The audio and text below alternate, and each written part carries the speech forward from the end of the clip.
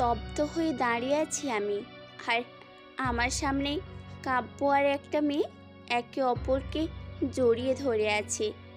বিষয়টা হয়তো আমার কল্পনার বাহিরে ছিল। ভেবেছিলাম কাব্যকে চমকে দিব আমি, কিন্তু এখানে এসে যে আমি নিজেই চমকে যাব তা বুঝতে পারিনি।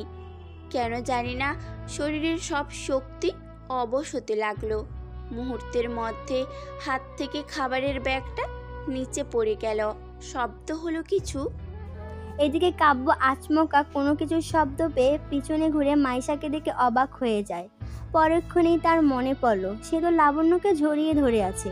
কাব্য তাড়াতাড়ি লাবণ্যকে ছেড়ে দিতে নিলে লাবণ্য বলে উঠল, প্লিজ আমায় ছেড়ে যাস না, তোকে ছাড়া যে আমি বাঁচতে পারবো না। মেয়েটির কথা শুনে আর কিছু শোনা বা বলার মধ্যে ছিলাম না আমি। এমন সময় মেয়েটিকে ছেড়ে কাব্য আমার সামনে এসে বলল, তুই এখানে? আমি চুপ। এমন সময় ওই মেয়েটা বলে উঠল, কোন আদব কায়দা শিখুনি? কারো রুমে ঢুকলে পারমিশন নিয়ে ঢুকতে হয়, জানো না? মেয়েটির কথা শুনে ঘৃণা লাগলো আমার। এমন সময় কাব্য লাবণ্যের দিকে তাকিয়ে বলল, তুই থাম। তারপর আবার আমার দিকে ঘুরে বলল, কি হলো, তুই কথা বলছিস না? আমি কোনো কথা না বলে ব্যাগ আর নিচে পড়ে থাকা গোলাপ ফুলগুলো ওভাবেই রেখে আস্তে করে পিছন ঘুরে চলে আসতে নিলাম। এমন সময় কাব্য আমার হাত ধরে বলল, চলে যাচ্ছিস কেন? হাত ছাড়ো। আগেই তুই বলবি তো। কাব্যের কথা শুনে মুহূর্তের মধ্যেই মেজাজটা বিগড়ে গেল আমার। আমি চেঁচিয়ে বললাম, হাত ছাড়ো আমার। তুই যেটা ভাবছিস সেটা। আর কিছু বলার সুযোগ দিলাম না আমি। টান মেরে হাত এনে আমি সোজা বেরিয়ে গেলাম। কষ্ট হচ্ছে প্রচুর। এত কিছু ভাবলাম, এত স্বপ্ন দেখলাম, সব যে মিথ্যে হয়ে গেল। বুক ফেটে কান্না পাচ্ছে আমার। তারপরও চোখের পানি যথাসম্ভব কন্ট্রোলে রেখে রুম থেকে বেরিয়ে আসলাম। তারপর লিফটে উঠলাম। চোখের সামনে শুধু কাব্য আর ওই মেয়েটার একে অপরকে জড়িয়ে ধরার দৃশ্য ভেসে আসছে। কোনোভাবে অফিস থেকে বেরিয়ে এসে গাড়ির কাছে আসতেই ড্রাইভার চাচা বলে উঠলেন, কি হলো মায়েশা মামনি, এত তাড়াতাড়ি চলে আসলে? তুমি তো বলেছিলে দেরি হবে। ভালো লাগছে না, বাসায় চলো। আমার কথা মতো চাচাও গাড়িতে বসে পড়লেন। আমিও গিয়ে বসে পড়লাম গাড়িতে। গাড়ি চলতে শুরু করলো আপন গতিতে। চোখের পানি আর আটকে রাখতে পারলাম না আমি। টপ টপ করে পানি পড়তে লাগলো আমার। আজ বুঝতে পারছি ভালোবাসার মানুষের কাছে অন্য কাউকে দেখলে সত্যি কতটা কষ্ট হয়। আমার সব ইচ্ছে ভাবনা এইভাবে ভেঙে চুরে যাবে তা হয়তো ভাবতে পারিনি। তাহলে কি কাব্য সেদিন এই দেরি হয়ে যাওয়ার কথা বলেছিল? নিচে বসে আছে কাব্য আর তার হাতে মাইশার আনা গোলাপ। গোলাপগুলো দেখে অবাক হয় কাব্য। এমন সময় লাবণ্য এসে কাব্যর কাঁধে হাত রেখে বলল, মেয়েটা কে রে, অসভ্যের মতো বিহেভ করলো তোর সাথে? লাবণ্যর কথা শুনে কাব্যের মাথা আগুনের মতো গরম হয়ে গেল। কাব্য নিচ থেকে উঠেই ঠাস করে একটা থাপ্পড় মেরে দিল লাবণ্যর গালে। কাব্যর এমন কাজে লাবণ্য হাঁ হয়ে তাকিয়ে রইল। কাব্য চেঁচিয়ে বলে উঠল, তোর সাহস কি করে হলো ওকে অসভ্য বলার? ও আমার বউ, আমার ভালোবাসা। শুধুমাত্র তোর জন্য আজকে ও আমায় ভুল বুঝলো। তুই আমার সামনে থেকে চলে যা। তোকে আমি আর আমার সামনে দেখতে চাই না। কাব্য, আমি যে তোকে ভালো। আর কিছু বলতে পারল না লাবণ্য। তার আগে আরেক গালে থাপ্পড় দিয়ে দিল কাব্য। তারপর বলল, তুই এখান থেকে চলে যা। কাব্য চরম বেগে রেগে গেছে, যা দেখে লাবণ্য ভয় পেয়ে যায়। আর কিছু না বলেই কাঁদতে কাঁদতে লাবণ্য রুম থেকে বেরিয়ে যায়। এই মুহূর্তে কাব্য নিজেকে পাগল পাগল মনে হচ্ছে। ইচ্ছে করছে সব ভেঙে চুরে তছনছ করে দিতে। তার ভালোবাসার মানুষ তাকে ভুল বুঝলো ভাবতে পারছে না কাব্য। কাব্য কিছু একটা ভেবে কেবিন থেকে বেরিয়ে যাবে এমন সময় ফোনটা বেজে উঠল। কাব্য থেমে যায়, ফোনটা তুলে উপরে রিয়ার নাম দেখে তাড়াতাড়ি ফোনটা তুলে বলল। হ্যালো। কাব্যর হ্যালো শুনে ওপাশ থেকে খুশি মনে রিয়া বলে উঠল। আরে কংগ্রেস, কি অবস্থা বল? সব ক্লিয়ার হয়ে গেল তো? তোর মনের বাসনা আজ তাহলে পূর্ণ হলো। কেমন লাগছিল বল তোর বউকে? কী সব বলছিস তুই? তুই বুঝতে পারতেছিস না? না। মজা করছিস তুই? আরে মজা করব কেন? আরে তুই রেগে যাচ্ছিস কেন? মাইশা তোকে কিচ্ছু বলেনি? কি বলবে? কেন, ও তো তোকে আজ প্রপোজ করতে আসছিল, পৌঁছায়নি এখনো অফিসে, কিন্তু মাইশা তো তখন বলল। কাব্যের আর বুঝতে বাকি রইল না মাইশা তাহলে কেন এত সেজে গুজে এসেছিল। সব এলোমেলো হয়ে যাচ্ছে কাব্যের। এত বছরের ইচ্ছা এইভাবে নষ্ট করে ফেললো, তাও আবার নিজের দোষে। কাব্য বলে উঠল। অনেক বড় ভুল হয়ে গেছে রিয়া। কি হয়েছে মাইশা? এখনো? মাইশা এসেছিল লাল শাড়ি পরে, খুব সুন্দর করে সেজে গুজে। তাহলে? তারপর কাব্য বলতে শুরু করলো। অফিসে নিজের রুমে বসে কাজ করছিল কাব্য। আজকে তাদের লাঞ্চের পর একটা বড় মিটিং আছে, যেটা তাদের জন্য খুবই জরুরি। তাই সেটা নিয়েই কিছু কাজ করতেছিল কাব্য। এমন সময় রুমে ঢুকলো লাবণ্য। লাবণ্য ভিতরে ঢুকে সোজা কাব্যের সামনে চেয়ারে এসে বসলো। কাব্য লাবণ্যকে দেখে বলে উঠল। তুই এখানেই এই সময়? লাবণ্য কিছুটা নরম গলায় বলল। তোর সাথে আবার কিছু কথা আছে। কাব্য লাবণ্যের কণ্ঠ শুনে ওর তাকাতেই কিছুটা অবাক হয়ে যায়, কারণ লাবণ্যর চেহারা পুরো শুকিয়ে গেছে, চোখের নিচে কালো দাগ পড়ে গেছে, দেখে বোঝাই যাচ্ছে কত রাত ঘুমায়নি সে। লাবণ্যর এমন অবস্থা দেখে কাব্য বলে উঠল। কি হয়েছে তোর? চোখে মুখে এমন অবস্থা কেন? হুট করেই লাবণ্য বলে উঠল। আমি তোকে ভালোবাসি, তোকে বিয়ে করতে চাই। লাবণ্যর হঠাৎ করে এমন কথা শুনে কাব্য তার চেয়ার থেকে উঠে পড়ে, তারপর উচ্চস্বরে হেসে বলে। তোর কি মাথা আজ আবার খারাপ হয়ে গেছে? লাবণ্য কাব্যের কথা শুনে কেঁদে দেয়। লাবণ্যর এমন কাণ্ডে কাব্য পুরো অবাক হয়। কাব্য লাবণ্যর সামনে গিয়ে দাঁড়িয়ে বলে।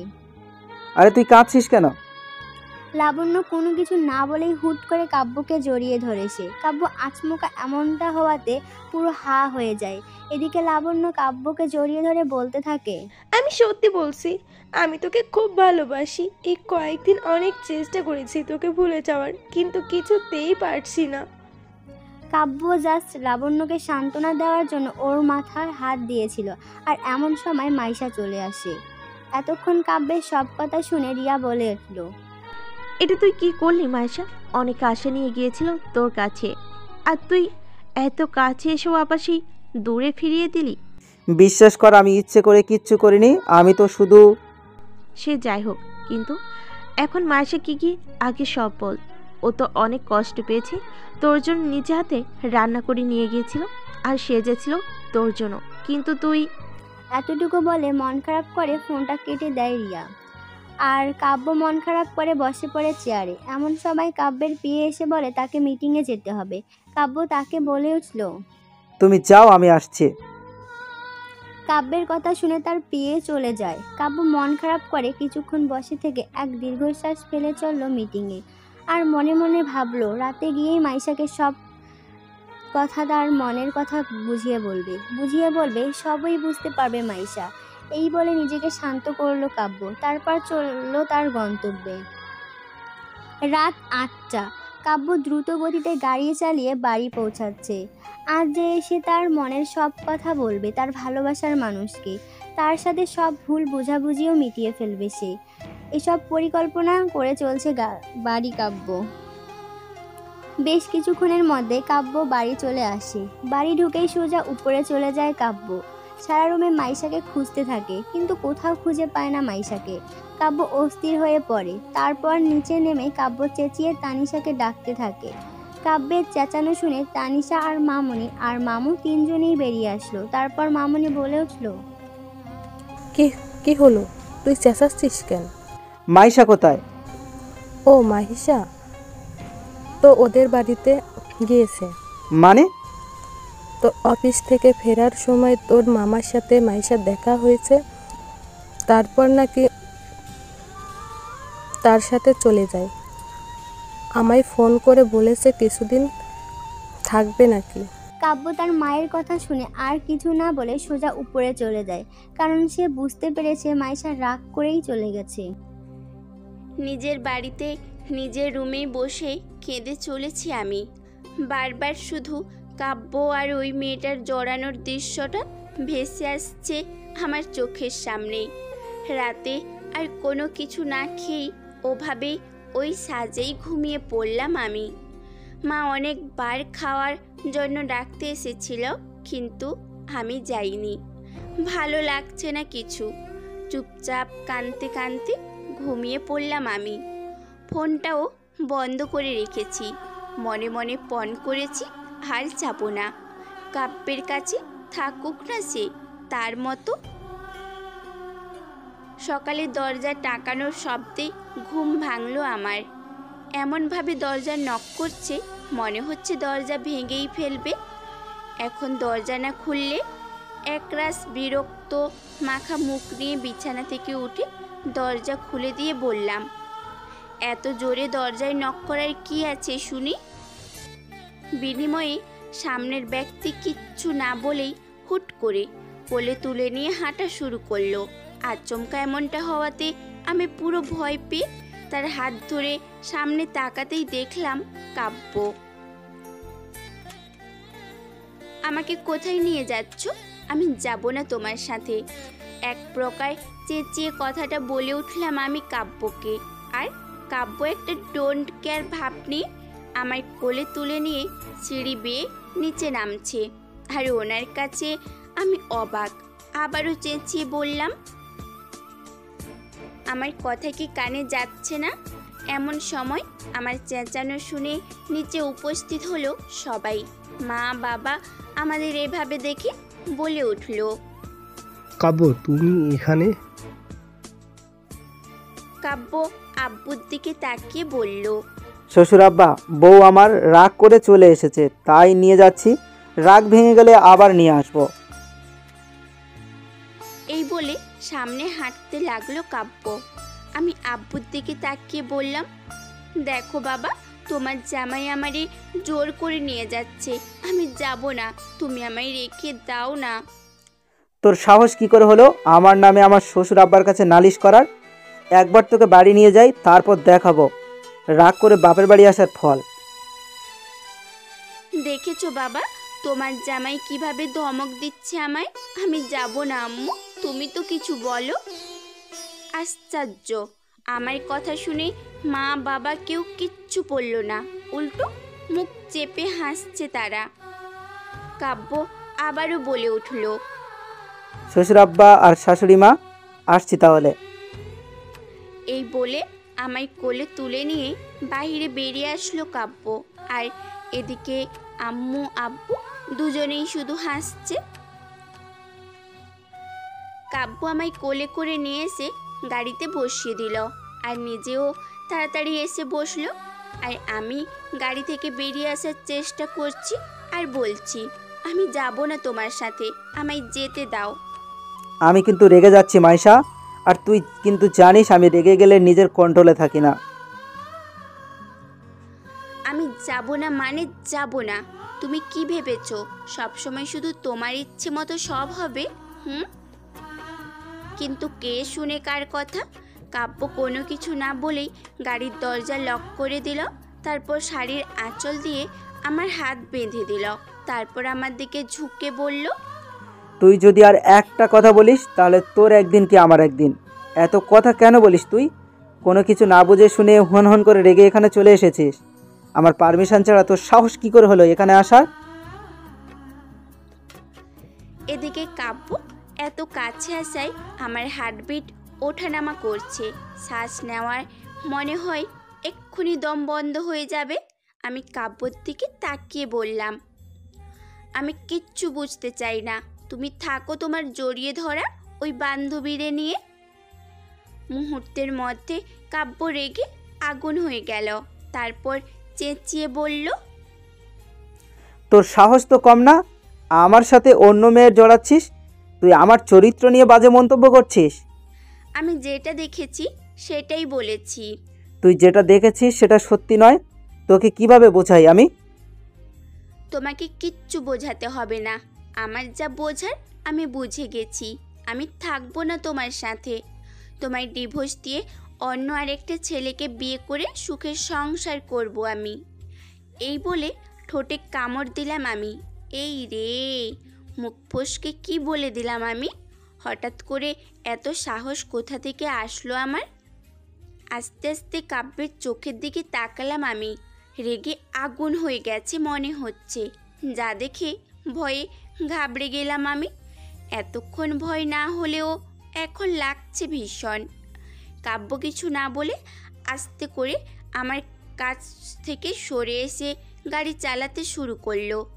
দ্রুত গতিতে গাড়ি চালাচ্ছে কাব্য, যা দেখে আমার বুঝতে আর বাকি নেই কাব্য রেগে আগুন হয়ে গেছে। হাই রে, এখন তোর কি হবে মাইসা? এখন তোকে কে বাঁচাবে? এত বকবক করার কি আছে? আর ডিভোর্স কথাটা বলার কি আছে শুনি? এমনিতেও তো দিতি না। ভয়ে হাত পা ঠান্ডা হয়ে যাচ্ছে আমার। বেশ কিছুক্ষণ পর কাব্য গাড়ি থামিয়ে সোজা আমায় কোলে তুলে নিয়ে বাড়ির ভেতরে ঢুকলো। আশ্চর্য, বারবার কোলে নেওয়ার কি আছে শুনি? আমি কি হাঁটতে পারি না নাকি? ভাবছিলাম গাড়ি থেকে নেমে দৌড়ে পালাবো, কিন্তু সেইটা তো হতে দিল না। এখন কি বাঁচাবে আমায়? এদিকে কাব্য মাইশাকে কোলে তুলে নিয়ে হন হন করে হেঁটে বাড়ির ভিতরে ঢুকে তাদের রুমের দিকে পা বাড়াচ্ছে। সোফায় বসে চা খাচ্ছিল মামু, মামনি আর তানিশা। আমাদের এভাবে দেখে অবাক হলো তারা। আমি তাদের দেখে চেঁচিয়ে বললাম, মামনি বাঁচাও আমারে, তোমার ছেলে আমায় কিডন্যাপ করে নিয়ে আসছে। আমারে বাঁচাও মামনি, না হলে তোমার ছেলে আমায় মেরেই ফেলবে মনে হয়। আমার কথা শুনে মামনি বলে উঠল, ওকে কোথায় নিয়ে যাচ্ছিস কাব্য? ঠিকই তো ভাইয়া, তুমি মাইশাকে এভাবে কোথায় নিয়ে যাচ্ছ? এদিকে কাব্য কারো কথায় কান না দিয়ে সোজা মাইশাকে কোলে করে সিঁড়ি বেয়ে উপরে উঠল।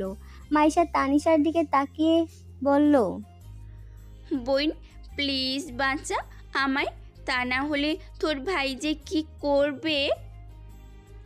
এদিকে কাব্য আমার কথা শুনে ধমক দিয়ে বলল, জাস্ট শাট আপ।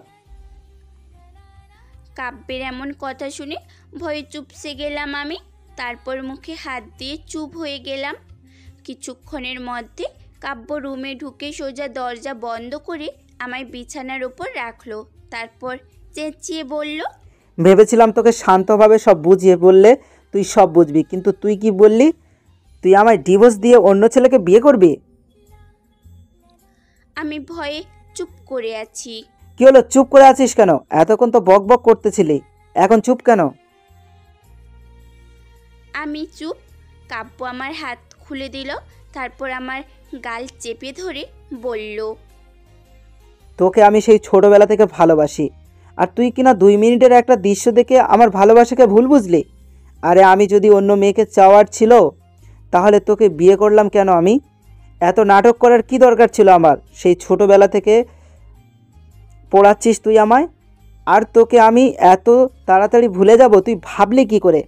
তোকে ছেড়ে অন্য মেয়ের কথা তো আমি কল্পনাতেও করতে পারি না, আর সেই তুই কিনা আমায় ভুল বুঝে দূরে চলে গেলি।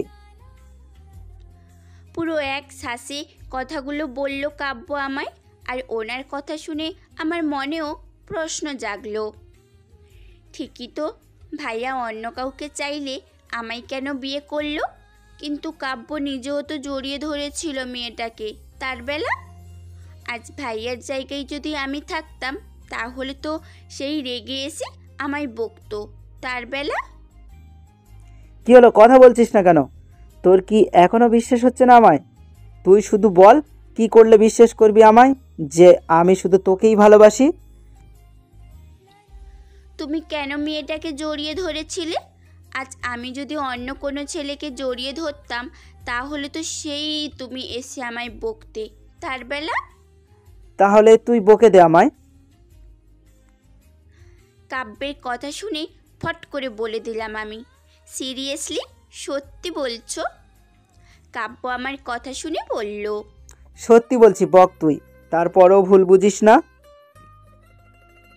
আচ্ছা ঠিক আছে। এই বলে বিছানা থেকে উঠে বসলাম, দাঁড়ালাম আমি। তারপর কাব্যকে বললাম, তুমি বসো ওখানে, আর একটাও কথা বলবে না, চুপচাপ আমার কথাগুলো শুনবে। কাব্য আমার কথা শুনে চুপ করে শুধু মাথা নাড়ালো।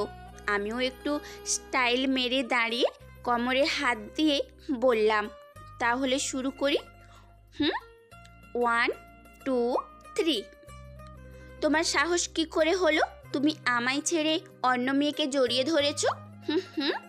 তাও আবার অফিসে বসে। অফিসে কাজ করতে যাও নাকি অন্য কাজ করতে যাও শুনি? তুমি জানো কত কষ্ট করে শুধুমাত্র তোমার জন্য এত সুন্দর একটা শাড়ি পরে কালকে সেজে গুজেছিলাম আমি। তোমার জন্য নিজে হাতে রান্না করেছিলাম আমি, তারপর গোলাপ কিনলাম, আরও কত কিছু কল্পনা করেছিলাম। সব তুমি নিমিষেই শেষ করে দিলে। তোমায় তো পুলিশে দেওয়া উচিত। এই বলে চেঁচাতে লাগলাম আমি, আর কাব্য শুধু আমার মুখের দিকে তাকিয়ে চুপচাপ আমার কথাগুলো শুনতে লাগলো, আর মুখে হাত দিয়ে হাসি আটকানোর চেষ্টা। পাক্কা 1.5 ঘন্টা যাবৎ বকবক করে থামলাম আমি। এমন সময় হুট করে কাব্য আমার হাত ধরে টান মেরে তার কোলে বসিয়ে দিয়ে বলল, হয়ে গেছে তোর, এবার আমি বলবো তুই শুনবি। কাব্যের কথা শুনে অবাক হয়ে বললাম আমি, এটা কিন্তু কথা ছিল না। এখন তুমি আবার বকবে আমায়? তা হবে না। আর আমার কি দোষ? আমার কোনো দোষ নেই, সব দোষ তোমার। কাব্য আমার কথা শুনে ধমকের স্বরে বলল, থাম তুই, আমি একবারও বলেছি তোকে বকবো আমি? সব সময় বেশি বুঝিস কেন? কাব্যের ধমক শুনে মুখে হাত দিয়ে চুপ আমি। আর আমার কাজ দেখে কাব্য মুচকি হাসলো। তারপর আমার গাল ধরে তার দিকে ঘুরিয়ে বলল, তুই কেন বুঝিস না পাগলি? আমি যে শুধু তোকেই ভালোবাসি, কতটা চাই তোকে, কবে বুঝবি তুই? আজকে আমায় কথা দে, আর কখনো উল্টাপাল্টা কোনো কিছু দেখলে ভুল বুঝবি না। কোনো কিছু হলে সরাসরি আমায় বলবি, তারপর যা হবে তাই। তুই বুঝতে চাস না কেন? তোকে আমি যে নিজের থেকেও খুব বেশি ভালোবাসি। এতটুকু বলেই আমি মাইশাকে জড়িয়ে ধরলাম। তারপর আবারও বললাম, কখনো ছেড়ে যাস না আমায়, তোকে ছাড়া যে বাঁচতে পারবো না আমি, তোকে যে খুব ভালোবাসি আমি। এতক্ষণ কাব্যের সব কথাই খুব মন দিয়ে শুনেছি আমি। খুব ভালো লেগেছে আমার। আর আমিও মনে মনে ভাবলাম, আর কখনো ভুল বুঝবো না। কখনো কিছু হলে সরাসরি জিজ্ঞেস করব। আর এখন থেকে শুধু কাব্যকে ভালোবাসবো, ভালোবাসবো, ভালোবাসবো। এই ভেবে আমিও মুচকি হেসে কাব্যকে শক্ত করে জড়িয়ে ধরলাম। মাইশা কাব্যকে জড়িয়ে ধরায় খুব খুশি কাব্য। ভালো লাগছে খুব। অনেক দিনের পূর্ণ বাসনা আজকে পূরণ হয়েছে কাব্যের।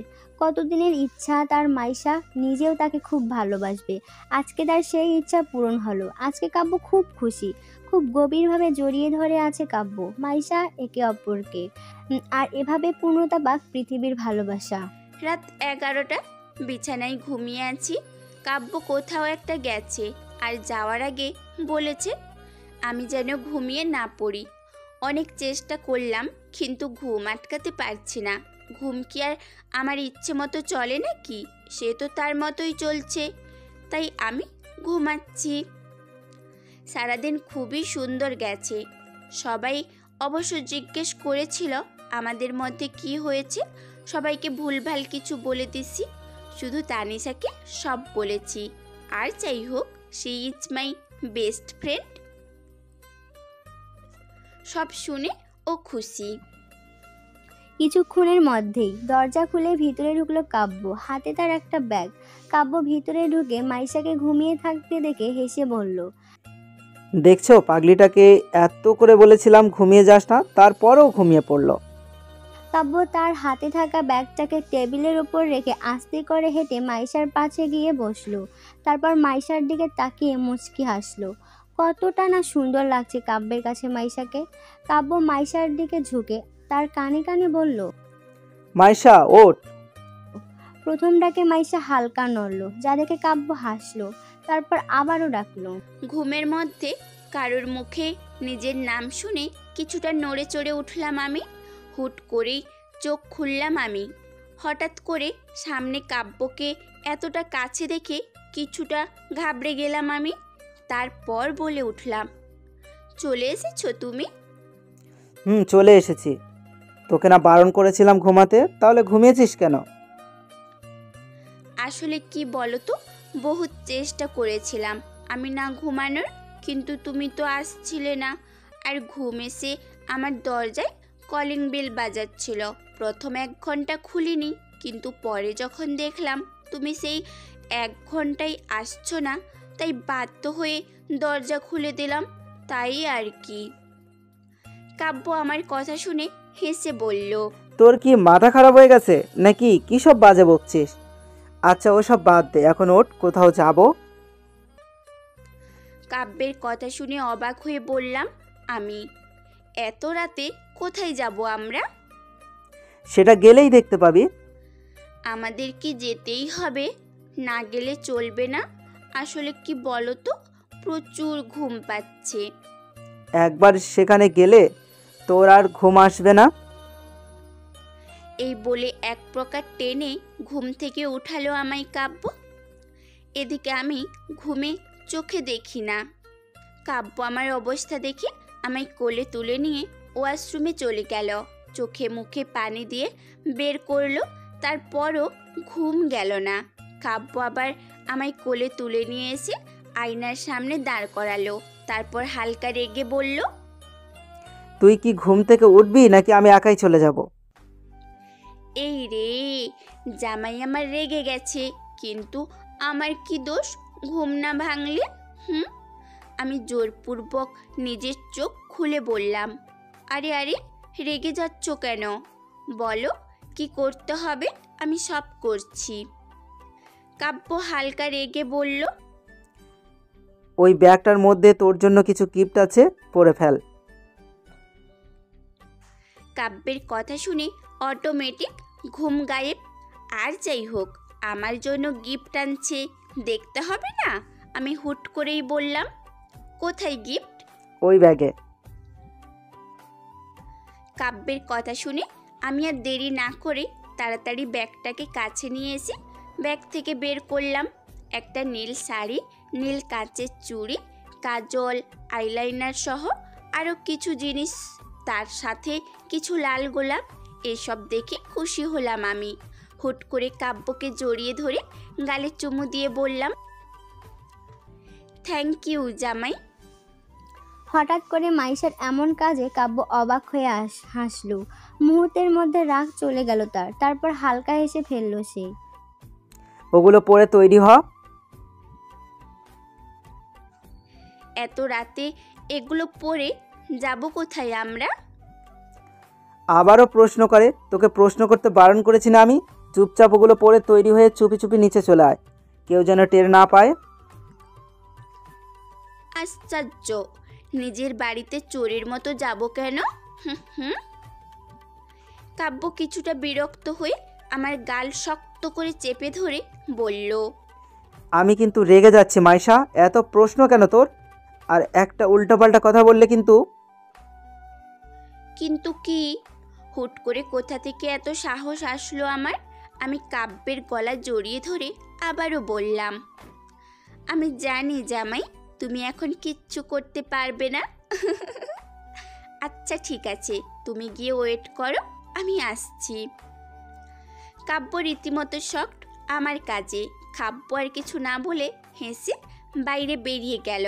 আর আমি কাব্য বাইরে যেতেই দরজা বন্ধ করে তৈরি হতে লাগলাম। কাব্যের দেওয়া প্রথম ভালোবাসার উপহার আমার। নীল শাড়ি পরে ফেললাম, তারপর চুলগুলো খোপা করে দিলাম, কিন্তু না, খোপাই ভালো লাগছে না, তাই চুলগুলো খুলে দিলাম। চোখে কাজল, আইলাইনার, হাতে মুঠো ভর্তি চুড়ি, হালকা মেকআপ, ঠোঁটে লিপস্টিক, ব্যাস তৈরি আমি। আয়নায় নিজেকে দেখে নিজেই এক দফা ক্রাশ খেলাম। তারপর বলে উঠলাম, উফ মাইসা, তোকে কি সুন্দর লাগছে, আমি তো প্রেমেই পড়ে যাচ্ছি। এর ভিতর মোবাইলে টুং করে উঠল। বুঝতে পেরেছি কাব্য মেসেজ দিয়েছে। আমিও আর দেরি না করে ফোনটা হাতে নিয়ে চুপি চুপি রুম থেকে বেরিয়ে গেলাম। পুরো বাড়ি মনে হচ্ছে ফাঁকা, সবাই গভীর ঘুমে আসক্ত। আমিও আর কিছু না ভেবে চুপি চুপি চললাম বাহিরে। গাড়ির পাশে হেলান দিয়ে দাঁড়িয়ে আছে কাব্য। পরনে তার ব্ল্যাক শার্ট, ব্ল্যাক জিন্স, হাতে কালো ঘড়ি, চুলগুলো বরাবরের মতো সুন্দর করে সাজানো। এক হাতে মোবাইল নিয়ে মাথা নিচু করে দাঁড়িয়ে আছে সে। কারণ মাইসাকে মেসেজ দিয়েছে কতক্ষণ হয়েছে, কিন্তু এখনও আসার নাম নেই, আর মেসেজের রিপ্লাইও দিচ্ছে না। কাব্য একরাশ বিরক্ত নিয়ে বলল, এতক্ষণ করছে কি? এ বলে সামান্য তাকাতেই অবাক কাব্য। রাতের বেলা অসম্ভব রকমের সুন্দর লাগছে মাইশাকে। খোলা চুলগুলো উড়ছে বাতাসে, যা আরো গভীরভাবে আকৃষ্ট করছে কাব্যকে। কাব্য কিছুক্ষণ তাকিয়ে থেকে তাড়াতাড়ি চোখ সরিয়ে ফেলল। এক প্রকার দৌড়ে এসে সামনে দাঁড়ালাম আমি কাব্যের। তারপর খুশি মনে বললাম, আমাকে কেমন লাগছে? কাব্য কিছুক্ষণ আমার দিকে তাকিয়ে থেকে বলল, খারাপ না। কাব্যের কথা শুনে রাগ লাগলো আমার। এতক্ষণ বসে সেজেগুজে আসলাম, কোথায় সুন্দর কমেন্ট করবে তা না, কি বলল খারাপ না। আমি বলে উঠলাম, এটা একটা কথা হলো জামাই? এতক্ষণ সেজেগুজে আসলাম, কোথায় তুমি বলবে মাইসা তোকে খুব সুন্দর লাগছে, আরও কত কিছু, তা না কি বললে? তুমি যাও, আমি যাব না তোমার সাথে। কাব্য আমার কাণ্ড দেখে হাসলো, তারপর বলল, বউ আমার রাগ করেছে বুঝি? তুমি খুব পচা, কখনো আমার প্রশংসা করো না। একটা কথা বলি তোকে, সুন্দর লাগছে এটা বলার কি আছে? তুই বুঝে নিতে পারিস না? না পারি না।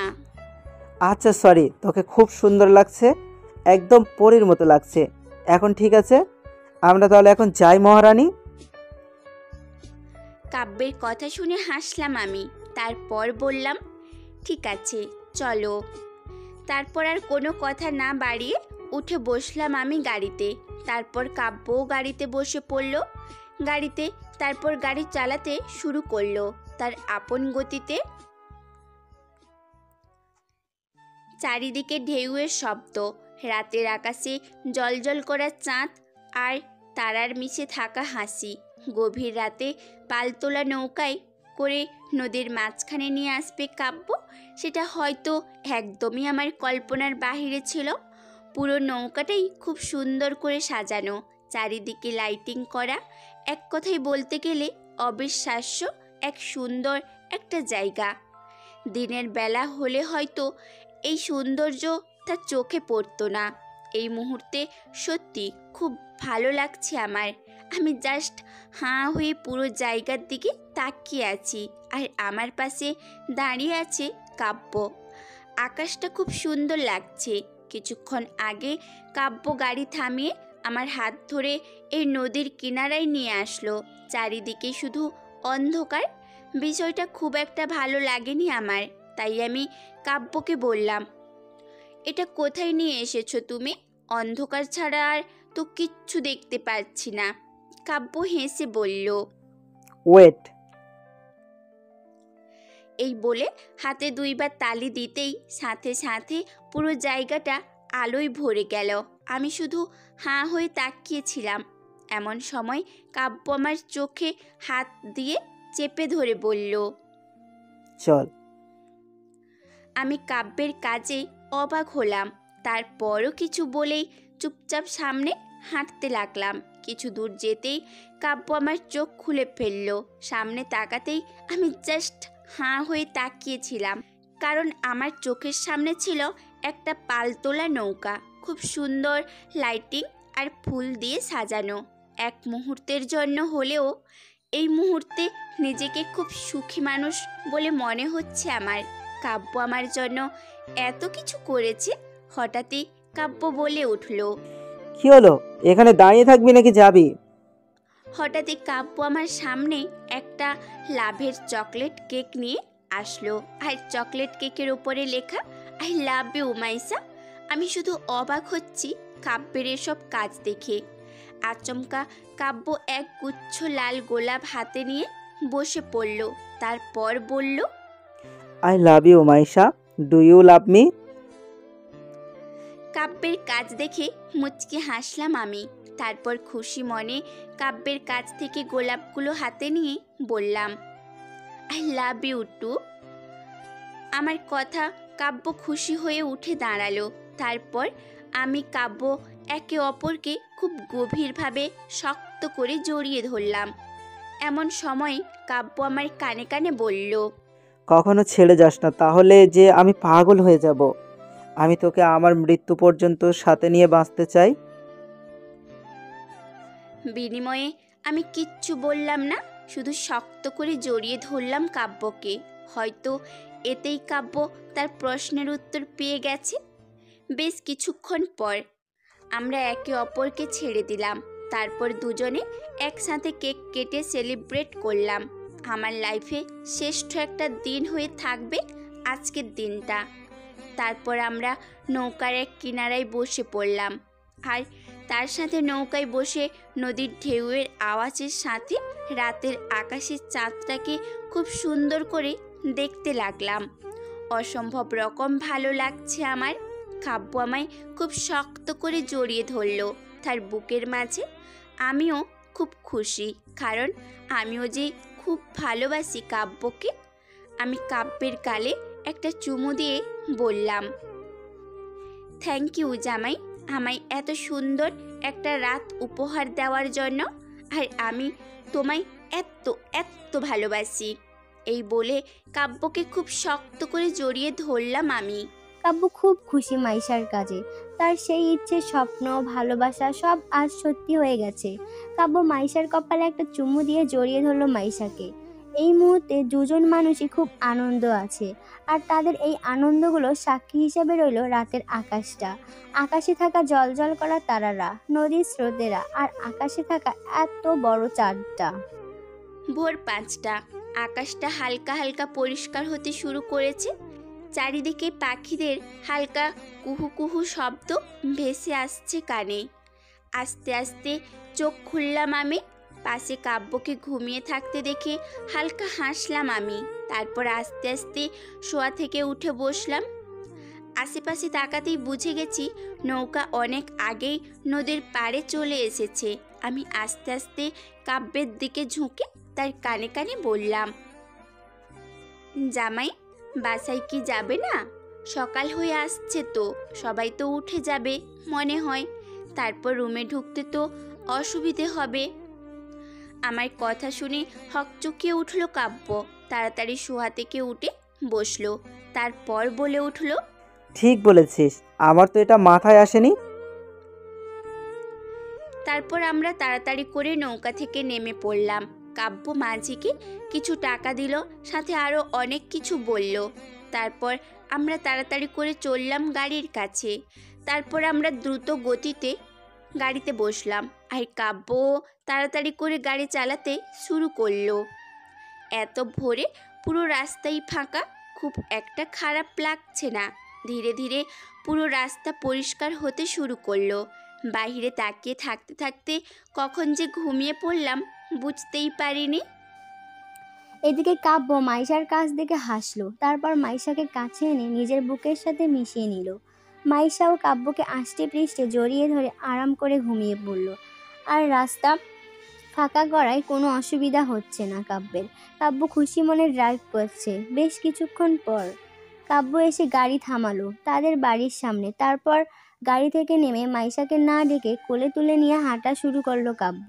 আস্তে আস্তে দরজা খুললো কাব্য। তারপর চুপি চুপি মাইশাকে কোলে নিয়েই চলে গেল উপরে। তারপর রুমে ঢুকে দরজা বন্ধ করে দিয়ে বিছানায় শুয়ে দিল কাব্য মাইশাকে। তারপর মাইশার কপালে ছোট্ট একটা চুমু দিয়ে বলল, আমার মায়াবতী। এই বলে সেও মুচকি হেসে মাইশাকে জড়িয়ে ধরে ঘুমিয়ে পড়ল। সকাল 10টায় সকালে সূর্যের ফুরফুরে আলোতে ঘুম ভাঙলো আমার। রোদ্দুরে ভরে গেছে চারপাশ। মিটমিট করে চোখ খুলে তাকালাম আমি। নিজেকে রুমের ভেতর দেখে অবাক হলাম আমি তো গাড়িতে ছিলাম, রুমে কখন আসলাম? হয়তো কাব্য নিয়ে এসেছে। হঠাৎই চোখ গেল কাব্যের ঘুমন্ত মুখের দিকে। অসম্ভব রকম সুন্দর লাগছে কাব্যকে। কালকে রাতের কথা মনে পড়তে আরও ভালো লাগছে খুব। আমি কাব্যের বুকের ওপর মাথা দিয়ে কাব্যকে জড়িয়ে ধরে বললাম, থ্যাংক ইউ মাই জামাই, আমাকে এত ভালোবাসার জন্য। সারা জীবন এভাবেই ভালোবাসবে আমায়। জানি কাব্য শুনতে পাইনি, তারপরও বলতে ভালো লাগলো। কিছুক্ষণ পর তাড়াতাড়ি করে উঠে যেতে নিলে কাব্য জড়িয়ে ধরলো আমায়। তার কাছে অবাক আমি। ঘুম ভেঙে গেছে নাকি? আমার কথা শুনে কাব্য বলে উঠল, ঘুম তো অনেক আগেই ভেঙে গেছে। তুমি কি আমার কথা সব শুনেছো? শুনেছি, আর কথাও দিচ্ছি সারা জীবন এইভাবে ভালোবাসবো তোকে। বুঝতে পারছি। এখন সরো, উঠতে হবে। এমনিতেই অনেক দেরি হয়ে গেছে। না, আগে আমার একটা জিনিস চাই। এখন? এখন আমার কাছে তোমাকে দেওয়ার মতো তো কিচ্ছু নেই। শপিংয়ে গিয়ে তোমার জন্য গিফট নিয়ে আসবনি, ঠিক আছে? না, তাতে হবে না, আমার এখনই গিফট চাই। আশ্চর্য, তুমি দেখি বাচ্চাদের মতো কান্না করছো। কিন্তু কি দেব তোমায় সেটা তো বলবা। হুট করে কাব্য এসে মাইশার ঠোঁটে নিজের ঠোঁট বসিয়ে দিল। ঘটনাটা আচমকা এমনটা হওয়াতে মাইশা পুরো ভ্যাবাচাকা খেয়ে গেল। কিছুক্ষণ পর কাব্য মাইশাকে ছেড়ে দিয়ে বলল, এখন তুই যেতে পারিস, আমার গিফট আমি পেয়ে গেছি। কাব্যের এমন কথা শুনে মাইশা বলে উঠল, তুমি এই গিফটের কথা বলছো? এটা তো বললেই হতো। এই বলে মাইশা নিজেই কাব্যের ঠোঁটে নিজেই ঠোঁট বসিয়ে দিয়ে কাব্যকে কিস করতে লাগলো। বেশ কিছুক্ষণ পর মাইশা কাব্যকে ছেড়ে দিল। তারপর বিছানা থেকে উঠে সোজা ওয়াশরুমে। আর এদিকে মাইশার কাছে হা হয়ে তাকিয়ে রইল। তার যেন বিশ্বাসই হচ্ছে না মাইশা তাকে নিজ ইচ্ছে কিস করলো। জাস্ট হা হয়ে আছে কাব্য। এখনো শখ সে মাইশার কাজে। দুপুর 2টো। কাব্যের অফিসের সামনে দাঁড়িয়ে আছি আমি। কাব্য ফোন করে বলেছিল তার জন্য খাবার নিয়ে আসতে, তাই আমিও নিয়ে এসেছি। ভেতরে ঢুকতে ভয় হচ্ছে ভীষণ। তারপরও এক দীর্ঘশ্বাস ফেলে ভেতরে ঢুকলাম আমি। দূর, যা হবে দেখা যাবে, এই ভেবে ভেতরে ঢুকে লিফটে উঠে পড়লাম। কিছুক্ষণের মধ্যে এসে পড়েছি কাব্যের রুমে। আস্তে আস্তে ভেতরে ঢুকলাম। ভেতরে ঢুকতেই দেখলাম কাব্য তার টেবিলে বসে কিছু একটা করছে। আমিও চুপি চুপি ঢুকলাম কাব্যের দিকে। উদ্দেশ্য হচ্ছে কাব্যকে চমকে দেওয়া। হাঁটতে হাঁটতে একদম কাব্যের সামনে চলে এসেছি। এমন সময় হুট করে কাব্য টান মেরে তার কোলে বসিয়ে দিল। আচমকা এমনটা হওয়াতে আমি ঘাবড়ে গেলাম। আমি ঘাবড়ে গিয়ে বললাম, এটা কি হলো? তুমি বুঝলে কিভাবে? আমি তো চুপি চুপি ঢুকেছিলাম। কাব্য হেসে বলল, তুই রুমে ঢুকেছিস আর আমি বুঝতে পারবো না? এমন সময় রুমে ঢুকলো কেউ। তাকে দেখে অবাক হলাম আমি, কারণ সামনের ব্যক্তিটি হলো সেই মেয়েটা, মানে লাবণ্য। কিন্তু এখানে কেন? স্থির দৃষ্টিতে তাকিয়ে আছি আমি, আর একটু লজ্জামাখা মুখ নিয়ে সেই কখন কাব্যকে বলছি আমায় ছেড়ে দিতে। এইভাবে কেউ কারো সামনে কোলে তুলে রাখে নাকি? কিন্তু কাব্যের সেদিকে কোনো খেয়াল নেই। আমি একটু নড়ে চড়ে কাব্যর কানে কানে বললাম, এসব কি হচ্ছে? ছাড়ো আমায়। ওই আপু কি মনে করছে বলো তো? যা মনে করেছে করতে দে, তুই চুপ করে বস বলছি, আর একবার নড়লে তোর খবর আছে। কাব্যের ধমক শুনে আমি চুপ। হঠাৎই কাব্য লাবণ্যর দিকে তাকিয়ে বলে উঠল, তুই এখানে কেন? লাবণ্য কিছুক্ষণ চুপ থেকে বলে উঠল, সরি। লাবণ্যের কথা শুনে আমি আর কাব্য দুজনই অবাক হলাম। লাবণ্য আবারও বলে উঠল, সরি কাব্য আর মায়েশা, বিশেষ করে মায়েশা তোমাকে সরি। আমার জন্য তোমাদের দুজনের মধ্যে ঝামেলা হচ্ছিল। আসলে সেদিন কাব্যের কোনো দোষ ছিল না, তাই আমি সরি বলতে এসেছি। ভেবেছিলাম কাব্যকে সরি বলে তোমার কাছে গিয়ে সরি বলবো, যেহেতু তোমরা দুজনেই একসাথে আছো তাই আরও সুবিধা হলো আমার। তাই তোদের দুজনের কাছে আমি সরি বলছি। I am really sorry. Labanya আপুর কথা শুনে খারাপ লাগলো আমার। লাবণ্য আপুর হাত ধরলাম আমি, তারপর বলে উঠলাম, ইটস ওকে আপি, তুমি তোমার ভুল বুঝতে পেরেছো, এতেই চলবে আপু। আমার কথা শুনে লাবণ্য বলে উঠল, তুমি খুব ভালো মাইশা, আমাকে ক্ষমা করেছো, এর জন্য তোমায় অনেক ধন্যবাদ। আর কাব্যকে এখন আমার উপর রেখে আছিস? এমন সময় কাব্য এসে বলল, ঠিক আছে, তুই যখন তোর ভুল বুঝতে পেরেছিস তাই তোর উপর কোনো রাগ নেই আমার। কাব্যের কথা শুনে হাসলো লাবণ্য, তারপর বলে উঠল, ধন্যবাদ কাব্য। আর একটা কথা, আমি কালই আমেরিকা চলে যাচ্ছি, ভেবেছি ওখানে থেকেই যাব, আর ফিরবো না দেশে। তোরা ভালো থাকিস, মাঝে মাঝে তোদের সাথে কথা হবে ফোনে। আচ্ছা শোন, আমায় এখন যেতে হবে, অনেক কাজ আছে, হয়তো তোদের সাথে আর দেখা হবে না আমার, তাই আবারও বলছি সরি তোদের দুজনকেই। এই বলে এক প্রকার পালিয়ে চলে আসলো লাবণ্য। হয়তো আর কিছুক্ষণ থাকলে তার চোখের পানি দেখে ফেলতো কাব্য আর মাইশা। অনেক ভেবে দেখেছে সে, জোর করে কখনো কারো ভালোবাসা পাওয়া যায় না, তাই সেও আর চেষ্টা করবে না, নিজের জীবনটাকে নতুনভাবে নতুন করে সাজিয়ে নেবে। এসব ভেবে অফিস থেকে বেরিয়ে গাড়িতে বসে পড়ল লাবণ্য। শেষবারের মতো কাব্যের অফিসের দিকে তাকিয়ে চলল সে তার গন্তব্যে। মনের মাঝে রয়েছে তার নতুনভাবে নতুন করে জীবন শুরু করার পূর্ণ বাসনা। নীরবতা নিয়ে দাঁড়িয়ে আছি আমি আর কাব্য।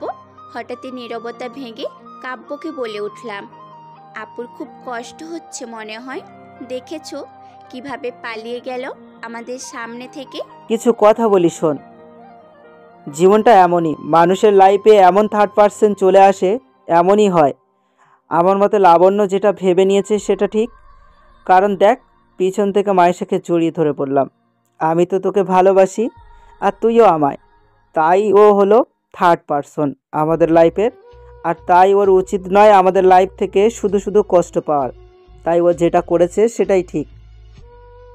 কিন্তু কোনো কিন্তু নয়, ওর লাইফেও কেউ না কেউ আছে ডার্লিং, আর সে ওর লাইফে খুব তাড়াতাড়ি চলে আসবে। আর ওর জন্য যে কষ্ট হচ্ছে কাল তা ঠিক হয়ে যাবে, সব ভুলে যাবে দেখিস। আর ওর কথা এখন ভুলে আমাদের কথা ভাব। চল, খাবারগুলো তো মনে হয় ঠান্ডা হয়ে গেছে। আহ, দেখছো একদমই ভুলে গিয়েছিলাম, চলো চলো। তারপর আমরা দুজন মিলে গিয়ে বসে খাবার খেতে শুরু করলাম। কাব্য আমায় খাইয়ে দিল আর আমি কাব্যকে। মাঝখানে কেটে গেল 2 দিন। এই 2 দিন কেটে গেল খুব সুন্দরভাবে। এখন কাব্যের সাথে কাটানো এক একটা মুহূর্তই খুব সুন্দর। এক কথায় বলতে গেলে আমি এখন কাব্যকে পাগলের মতো ভালোবাসি, আর কাব্যও আমাকে অসম্ভব রকম ভালোবাসি। সূর্যের আলোতে ঘুমাচ্ছি আমি, এমন সময় কেউ খুব গভীরভাবে পর্যবেক্ষণ করছে, তা আমি খুব ভালোভাবেই বুঝতে পারছি। আর সেটা যে কাব্য ছাড়া আর কেউ নয় সেটাও আমি জানি। হুট করে কেউ কপালে চুমু দিয়ে দিল, হুট করে চোখ খুলে ফেললাম আমি। তারপর ক্ষিপ্ত মেজাজে বললাম, এসব কি হচ্ছে? ঘুমের মধ্যে আমার মান সম্মানের ফালুদা কেন বানাচ্ছ? আমার কথা শুনে কাব্য বলে উঠল, কি? আমি তোর মান সম্মানের ফালুদা বানাচ্ছি? দাঁড়া তাহলে। এই রে, খাইছে, জামাই আমার রেগে গেছে মনে হয়। হুট করে শোয়া থেকে বিছানার ওপর উঠে দাঁড়ালাম আমি। তারপর চেঁচিয়ে বলে উঠলাম, এই না না, আমি তো মজা করছিলাম, তুমিও না সব কিছু সিরিয়াসলি নিয়ে নিচ্ছ। তাহলে তুই কেন বিছানার উপর উঠে দাঁড়ালি নাম নিচে? তুমি বকবে না তো? না, তুই আমার 10টা না 5টা না একটা মাত্র বউ, তোকে কি আমি বকতে পারি? সত্যি বলছো তো? সত্যি বলছি। ঠিক আছে, তুমি দূরে গিয়ে দাঁড়াও, আমি ওয়াশরুমে যাব। ঠিক আছে। এই বলে কাব্য কিছুটা দূরে সরে গেল। আর এইভাবে দূরে সরা দেখে আমিও চুপচাপ বিছানা থেকে নেমে দৌড়ে যাব। এমন সময় কাব্য আমার হাত ধরে টেনে তার বুকে ফেললো। আচমকা এমনটা হওয়াতে আমি পুরো ভ্যাবাচাকা খেয়ে গেলাম। তারপর কাব্যের মুখের দিকে তাকিয়ে বলে উঠলাম, এটা ঠিক নয়, তুমি কিন্তু বলেছিলে আমায় বকবে না। বলেছিলাম তো বকবো না, আদর তো করতেই পারে। এমন কিছু কিছু। কাব্য আমায় জড়িয়ে ধরে বলল, এমন কিছুই ম্যাম। কিন্তু এখন যে আমায় যেতে হবে স্যার। তা তো আমায়ও যেতে হবে। তাহলে আর কি, যাও তাড়াতাড়ি। আর আমায়ও তো ভার্সিটি যেতে হবে, তাই ছাড়ো। কাব্য আর কিছু না বলে ছেড়ে দিল আমায়। আমিও মুচকি হেসে গালে ছোট্ট একটা চুমু দিয়ে দৌড়। আমার কাজে হাসলো কাব্য, মুখ থেকে অটোমেটিক বেরিয়ে আসলো, পাগলি একটা। তারপর সেও তৈরি হতে লাগলো অফিসের জন্য। সকাল 10টা। কাব্য, মাইশা আর তানিশাকে ভার্সিটি নামিয়ে দিয়ে চলে আসলো অফিসে। বর্তমানে অফিসের কিছু কাজে ব্যস্ত সে। এমন সময় কাব্যের বাবা আসলো কাব্যের রুমে। কাব্য তার বাবাকে দেখে বলল, আসো ভিতরে বসো। কাব্যের বাবা হেসে বসলো চেয়ারে, তারপর বলল, তোমার আর মাইশার মধ্যে সব মিল হয়ে গেছে, দেখে ভালো লাগছে আমার। তবে তোমায় যে কিছুদিনের জন্য সিলেটে যেতে হবে সেটা নিশ্চয় জানো তুমি। কালকেই যাব, তুমি চিন্তা করো না। ঠিক আছে, তবে তুমি চাইলে মাইশাকেও নিয়ে যেতে পারো। ঠিক আছে বাবা। মনে মনে খুশি হলো কাব্য, কারণ সেও তো চাইছিল মাইশাকে নিয়ে যেতে।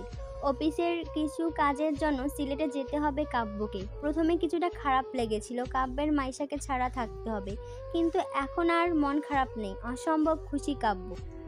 রাত 8টা, বিছানায় বসে আছি। এমন সময় তানিশা দৌড়ে রুমে আসলো।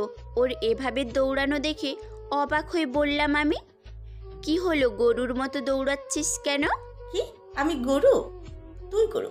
তোর জামাই না থুকো, তোর জামাই তো আমার ভাই না, তোর হইবে কিছু একটা, সে গরু। তোর জামাই গরু? যাকগে, ওসব বাদ দে, কেন এভাবে দৌড়াচ্ছিস কেন? ও হ্যাঁ, তোকে আম্মু ডাকছে। ও এই ব্যাপার, চল তাহলে। এই বলে শাড়ির কুচি ধরে আমি তানিশা চললাম নিচে। রান্নাঘরে কাজ করছিল মামনি। আমিও গিয়ে খুশি মনে পেছন থেকে মামনিকে জড়িয়ে ধরে বললাম, কি বলবে বলো মামনি? চলে এসেছিস? তুমি ডাকবে আর আমি আসবো না, বলো। তা তো আমি জানি না। যাক, ওসব বাদ দে। যার জন্য তোকে ডেকেছি তা তাড়াতাড়ি জামা কাপড় গুছিয়ে ফেল, তো তোদের কাল যেতে হবে। কোথায় যাব? সিলেটে। কেন? কাব্যের কিছু কাজের জন্য সিলেটে যেতে হবে, আর তাই তুইও যাবি। আমি গিয়ে কি করব? এমন সময় তানিশা বলে উঠলো, তুই কি রান্না করবি, ঘর ঝাড়ু দিবি, তারপর ভাইয়ার গা হাত পা টিপি দিবি। কি? আমি এসব করব? যাবো না আমি। এমন সময় রান্নাঘরের বাহিরে দাঁড়িয়ে কাব্য বলে উঠলো, কোথায় যাবি না তুই?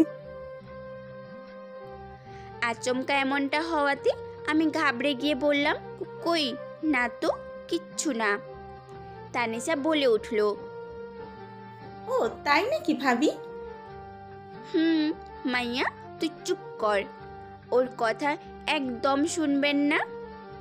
আমার কাণ্ডে হাসলো মামনি, সাথে আমিও। সকালে তাড়াতাড়ি তৈরি হয়ে সবার কাছ থেকে বিদায় জানিয়ে বসে পড়লাম গাড়িতে। আমি বসতে কাব্য গাড়ি চালাতে শুরু করলো। আমিও কাব্যকে জড়িয়ে ধরে চললাম নিজেদের গন্তব্যে। এখন আর নেই কোনো সংকোচ, আছে শুধু ভালোবাসা, ভালোবাসা আর শুধুই ভালোবাসা। বেশ কয়েক ঘন্টার পর গাড়ি এসে থামলো একটা বড় হোটেলের সামনে। আমি আর কাব্য নেমে সোজা চলে গেলাম হোটেলে। রুমে ঢুকে কাব্য চলে গেল ওয়াশরুমে, আর আমি পুরো রুমটায় চোখ বুলাতে লাগলাম। অসম্ভব সুন্দর দেখতে রুমটা। একটা খাট রয়েছে সামনে, সাদা রঙের তোশক, বিছানায় শুতেই পুরো নরম বিছানা, কিছুক্ষণ শুয়ে থেকে উঠলাম। হঠাৎই চোখ গেল বেলকনির দিকে। আস্তে আস্তে বেলকনির দিকে গেলাম আমি। বেলকনি থেকে সামনে তাকাতেই চোখ অটোমেটিক হাঁ হয়ে গেছে আমার। সামনে রয়েছে অসম্ভব সুন্দর রকম চা বাগান। আশেপাশের পরিবেশটা সত্যি খুব মনোরম কর। কম করে হলেও আমাদের বিল্ডিংয়ের 5 তলার ওপরে দাঁড়িয়ে আছি। বাইরের দৃশ্য যে এতটা সুন্দর হবে জানা ছিল না আমার। তবে বিভিন্ন ফটো দেখেছিলাম চা বাগানের, কিন্তু বাস্তবে ফটোর চেয়েও আরও বেশি সুন্দর। মুগ্ধ নয়নে তাকিয়ে আছি আমি বাহিরের। এমন সময় পেছন থেকে কাব্য জড়িয়ে ধরল আমায়। আচমকা এমনটা হওয়াতে আমি পুরো কেঁপে উঠলাম। পরক্ষণেই নিজেকে সামলে নিলাম। এমন সময় কাব্য বলে উঠল, এখানে কি করছিস তুই? তেমন কিছু নয়, এই বাহিরে তাকিয়েছিলাম। ও আচ্ছা, আমরা ওইখানে ঘুরতে যাব তো? নিশ্চয়ই যাব, তবে এখন নয়, পরে। আর আমায় এখন যেতে হবে। ঠিক আছে, তুমি গিয়ে তৈরি হও। তবে শোন, একদম বাইরে যাবি না, রুমের মধ্যে থাকবি। বিকেলে আমি এসে ঘুরতে বের হব, ঠিক আছে? বিনিময়ে আমি শুধু মাথা নাড়ালাম। তারপর কাব্য তৈরি হতে চলে গেল, আর আমিও দরজা বন্ধ করে নরম বিছানায় শুয়ে ঘুম। বিকেল 5টা আমরা বের হলাম চা বাগান দেখার উদ্দেশ্যে। বড় বড় রাস্তা পেরিয়ে হেঁটে চলেছি আমি আর কাব্য। পাহাড়ি রাস্তাগুলোকে ঘিরে রয়েছে বিভিন্ন ধরনের গাছপালা। হঠাৎই চোখ গেল সামনে থাকা কিছু মহিলাদের দিকে। সম্ভবত তারা এখন বাড়ি ফেরার উদ্দেশ্যে রওনা দিবে। তাদের দেখে বুঝতে পেরেছি এতক্ষণ তারা চা বাগানে চা সংগ্রহের কাজ করছিল। এখন হয়তো বাড়ি ফিরবে। হয়তো আমাদের এখানে আসতে দেরি হয়ে গেছে। এটা হয়েছে শুধুমাত্র কাব্যের জন্য। কাজ সেরে ফিরতেই দেরি করেছে সে। এমন সময় কাব্য বলে উঠল, এই জন্যই বলেছিলাম কাল আসি। এখন এখানে সবাই ফিরে যাবে আর সন্ধ্যা হয়ে আসছে। জায়গাটা চারপাশে গাছপালার ভরে যাওয়ার কারণেই খুব তাড়াতাড়ি রাত হয়ে আসে এখানে। একরাশ মন খারাপ নিয়ে বাড়ি ফেরার উদ্দেশ্যে চললাম আমরা। ধুর, শুধু শুধু আসলাম এখানে। ভেবেছিলাম এত ছবি তুলব, কিছুই হলো না। অন্ধকারে ছবি ভালো হয় নাকি? এমন সময় কাব্য বলে উঠল, মন খারাপ করিস না, কালকে আলো থাকতেই আসবো আমরা এখানে। মন খারাপ নিয়েই বলে উঠলাম, ঠিক আছে। তারপর আর কি, আমরা আবার ব্যাক করলাম হোটেলে যাওয়ার উদ্দেশ্যে। আমাদের সাথে ছিল আমাদের হোটেলের ম্যানেজার। উনিও বলেছিল এখন না আসতে, কিন্তু আমি শুনলাম না। এখন মনে হচ্ছে না শুনেই ভুল করেছিলাম। বেশ কিছুক্ষণ পর আমরা চলে আসলাম হোটেলে। হাঁটতে হাঁটতে পা ব্যথা হয়ে গেল, কিন্তু কাজের কাজ কিছুই হলো না। একরাশ মন খারাপ নিয়ে চলে গেলাম ওয়াশরুমে, আর কাব্য কিছু না ভেবে বসে পড়ল বিছানায়। রাতে শাওয়ার নিয়ে আয়নার সামনে দাঁড়িয়ে আছে মাইশা। চুল থেকে টপ টপ করে পানি পড়ছে। বিকেলে ঘোরাঘুরি করার জন্য প্রচুর ক্লান্ত লাগছিল মাইশার, তাই কোনো কিছু না ভেবেই শাওয়ার নিয়েছে সে। এখন ফ্রেশ লাগছে তার। এই মুহূর্তে আয়নার সামনে দাঁড়িয়ে চুল মুছতে ব্যস্ত সে। এদিকে কাব্য বিছানায় বসে এক দৃষ্টিতে তাকিয়ে আছে মাইশার দিকে। অদ্ভুত এক অনুভূতি বয়ে চলছে তার ভিতর। কাব্য তার ল্যাপটপটা টেবিলের উপর রেখে চলে যায় মাইশার সামনে। তারপর পিছন থেকে জড়িয়ে ধরে মাইশার চুলের ভিতর মুখ ডুবিয়ে দেয় কাব্য। আচমকা এমনটা হওয়াতে মাইশা পুরো কেঁপে উঠল। পরক্ষণে আয়নার কাব্যকে দেখে হাসল সে। তুই কি শ্যাম্পু ইউজ করিস বলতো, যার গন্ধে আমি পুরো পাগল হয়ে যাই? কাব্যের এমন কথা শুনে হাসলাম আমি। তারপর বলে উঠলাম, তুমি যে শ্যাম্পু কিনে দিয়েছো সেটাই তো। এত রাতে শাওয়ার নিয়েছিস কেন? এমনই ক্লান্ত লাগছিল অনেকক্ষণ যাবৎ, ভাবছিলাম গোসল করব, তাই। এই কাব্য মাইশার ঘাড়ে চুমু দেয়, সাথে মাইশা পুরো কেঁপে উঠল। হুট করে কাব্য মাইশাকে কোলে তুলে নেয়। আচমকা এমনটা হওয়াতে মাইশা ঘাবড়ে গিয়ে বলল, এসব কি করছো তুমি? এত রাতে শাওয়ার নিয়ে আমায় পাগল বানিয়ে এখন বলা হচ্ছে এসব কি করছো? কাব্যের কথার আগামাথা কিছু না বুঝে মাইশা বলে উঠল, মানে? বোঝাচ্ছি চল। এই বলে মাইশাকে কোলে তুলে নিয়ে লাইটস অফ করে শুয়ে পড়ে কাব্য। তারপর দুজনেই ডুবে যায় ভালোবাসার সাগরে। সকালে আষ্টে পৃষ্ঠে জড়িয়ে ধরে ঘুমিয়ে আছে কাব্য মাইশাকে। আস্তে আস্তে ঘুম ভাঙল মাইশার। কাল রাতের কথা মনে করে হাসলো মাইশা। তারপর কাব্যকে ছাড়িয়ে চলে যায় ওয়াশরুমে। মাঝখানে কেটে গেল 2 দিন। এই 2 দিন মাইশার আর চা বাগানে ঘোরা হলো না, কারণ কাব্যের কাজের চাপ এতটাই ছিল যে একদিনও তাড়াতাড়ি ফিরতে পারেনি। এজন্য মাইশা অবশ্য প্রতিদিনই রাগ করতো, আর কাব্য এসে প্রতিদিন মাইশার রাগ ভাঙাতো। আজকে আর কোনো প্রবলেম নেই কাব্যের ঘুরতে যেতে, কারণ কালকেই কাব্যের কাজ শেষ হয়েছে এখানকার। আর 2 দিন পরে ফিরে যাবে তারা। আর এই 2 দিন শুধু মাইশাকে ঘুরোঘুরি করবে বলে প্রমিস করেছে কাব্য। তাই মাইশা আজকে খুব খুশি। আজকে মাইশা একটা মেরুন রঙের চুড়িদার পরেছে, সাথে চুলগুলো বেনুনি করে এক পাশে রেখে দিয়েছে। চোখে কাজল, ঠোঁটে লিপস্টিক, মুখে হালকা মেকআপ, ব্যাস মাইশা তৈরি। আর কাব্য আজকে পরেছে সুন্দর একটি টি শার্ট, সাথে জিন্স টি শার্টের হাতা কোনোই পর্যন্ত ফোল্ড করা। তার হাতে ব্ল্যাক ঘড়ি আর বরাবরের মতো চুলগুলো খুব সুন্দর করে সাজানো। ব্যাস কাব্য তৈরি। আজকে আর ওরা ওদের সাথে ম্যানেজারকে নেবে না, একাই ঘুরতে যাবে। সারাদিন ঘোরাঘুরি, প্রচুর সেলফি আর খাওয়া দাওয়ার মাধ্যমে আজকের মতো দিনটা শেষ হলো কাব্যের আর মাইশার। দেখতে দেখতে কেটে গেল কয়েক মাস। খুনসুটি আর ভালোবাসার মাধ্যমে কাটছে মাইশা কাব্যের জীবন। এখন রোজ রাতে কাব্য মাইশাকে পড়াশোনা করায়, আর মাইশা প্রতিদিন পড়তে পড়তে ঘুমিয়ে পড়ে। কিছুদিন পর মাইশার পরীক্ষা, তাই আর এই রোজকারের ডিউটিতে এখন অভ্যস্ত মাইশা কাব্য দুজনেই। আর কাব্যের মূল উদ্দেশ্য হলো মাইশাকে পড়াশোনায় ভালো রেজাল্ট করানো। এই মেয়েটা একদম পড়াশোনায় কাঞ্চোরা, তাই কাব্যের পড়াশোনার দায়িত্ব নিয়েছে। টেবিলে বসে ঝিমাচ্ছি আমি। ধুর, এই প্রতিদিন পড়াশোনা আর ভালো লাগছে না আমার। এই রকম জামাই থাকতে আর কি লাগে আমার? এমন জামাই আর লাগবে না আমার। প্রতিদিন শুধু পড়াই ধরে, ধুর, একটুও ভালোবাসে না। এই বলে ন্যাকা কান্না শুরু করে দিয়েছি আমি। এদিকে আমার কান্না শুনে কাব্য হাতের লাঠিটা নিয়ে বাড়ি মারল টেবিলের ওপর। কাব্য তারপর বলে উঠল, যতই কান্না করো না কেন জানেমান, কাজ তো হবে না। কাব্যের বউ হয়ে যদি ভালো রেজাল্ট না করো তাহলে কি হবে তোমার ভাবতে পারছো? আমার লাগবে তো তোমার বউ হওয়ায়, খালি বকে। তুই সত্যি আমার বউ হবি না? এই বলে আবারও লাঠিটা নিয়ে মারল টেবিলের ওপর। সাথে সাথে আমি কেঁপে উঠলাম। তারপর বললাম, ধুর, পাগল জামাই, মজাই বোঝে না।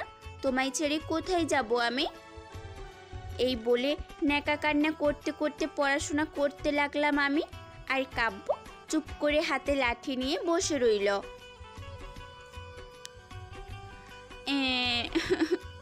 আমি খেলবো না কাকু, জামাই আমার একটুও ভালো না। আবার? না না, পড়ছি তো। সময় কারো জন্য থেমে থাকে না, তেমনি মাইশা আর কাব্যের জীবনও থেমেছিল না।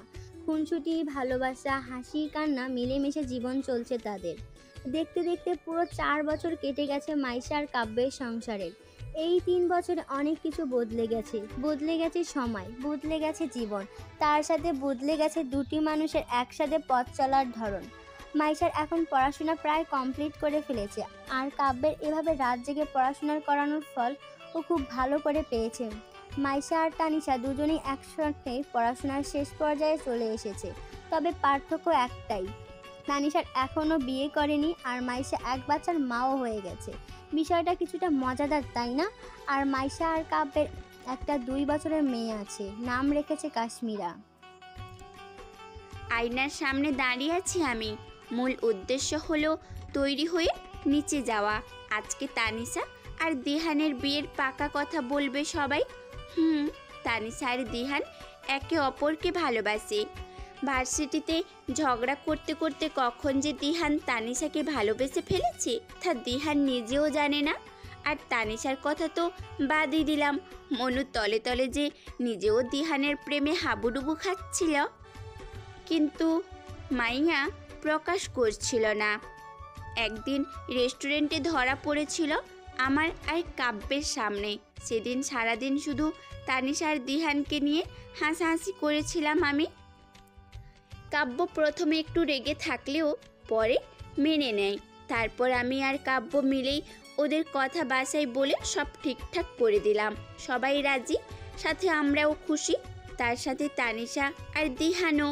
দিহানের বাবাও একজন বিজনেসম্যান, আর এখন থেকে দিহানও সেই কাজে যোগ দিবে। এতদিন পড়াশোনা শেষ না করার জন্য ওদের বিয়েটা আটকে ছিল, আর এখন যখন দিহানও নিজের পায়ে দাঁড়ানোর সুযোগ পেয়েছে, সেই সুযোগে তাদের বিয়েটাও দিয়ে দিবে মামনি আর মামু, থুক্কু, মাই, শ্বশুর আব্বা আর শাশুড়ি মা। হঠাৎই আমার ভাবনার ছেদ পড়ে পেছন থেকে জড়িয়ে ধরল কাব্য। তারপর বলে উঠল, আমার বউটা কি করছে? কি আর করবে, তৈরি হচ্ছে। আজকে তানিশাকে দেখতে আসবে না দিহানেরা, তাই একটু সাজগোজ করছি আর কি।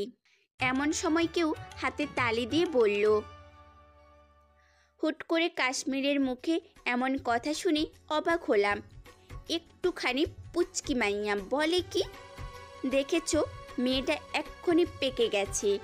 এদিকে কাব্য কাশ্মীরার মুখে এমন কথা শুনে হেসে মাইশাকে ছেড়ে দিয়ে কাশ্মীরাকে কোলে তুলে নিল। তারপর বলল, একদম মায়ের মতো। কি আমার মতো হয়েছে? মোটেও না, বাবার মতো হয়েছে। এই নিয়ে শুরু হয়ে গেল আমাদের মধ্যে তর্কাতর্কি।